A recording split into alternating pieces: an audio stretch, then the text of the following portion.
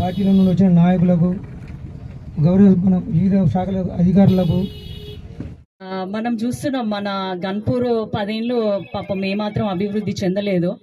అప్పుడు నిద్రపోయిన్లు నాయకులు, గత పాలకులు ఇప్పుడు నిద్రపోతున్నారు. అప్పుడు నిద్రపోయిన దానికి ఏంటంటే తినడానికి తాగడానికి నిద్రలేసిన్లు. ఇప్పుడేమో పగటి కళ్ళలు అంటున్నారు అనమాట. ఏదో మనము పొడి చేస్తాము వచ్చేస్తాము ఉప ఎన్నికలు వస్తాయని కొంచెం అట్లనే నిద్రపోమని చెప్తున్నాను నేను వాళ్ళకి. మళ్ళీ అయినా కూడా వాళ్ళు సిగ్గు లేకుండా బుద్ధి లేకుండా వచ్చేసి మళ్ళీ మాకేదో ఉప ఎన్నిక వస్తుంది మేమేదో గెలుస్తామని పగటి కళ్ళలు అంటున్నారు. వాళ్ళని అట్లనే నిద్రపోమని చెప్తాము. మీరందరూ మాత్రం ధైర్యంగా ఉండండి. మనము అభివృద్ధి చేసుకుందాము. 10 ఏళ్ళు కాదు 20 ఏళ్ళు ముందుకు వెళ్తే గన్పూర్ ఎట్లుంటుందో ఆ విధంగా ఒక ఎంపీగా నన్ను మీ ఆడబిడ్డగా ఆశీర్వదించి గెలిపించిన మీ అందరి కోసం నేను గన్పూర్కి ఎక్కువ నిధులు కేటాయిస్తాను. అదే ఇట్లా మనం అనుకున్నది మనం చెప్పడము మన నాయకులు చేయడము తప్పకుండా జరుగుతుంది.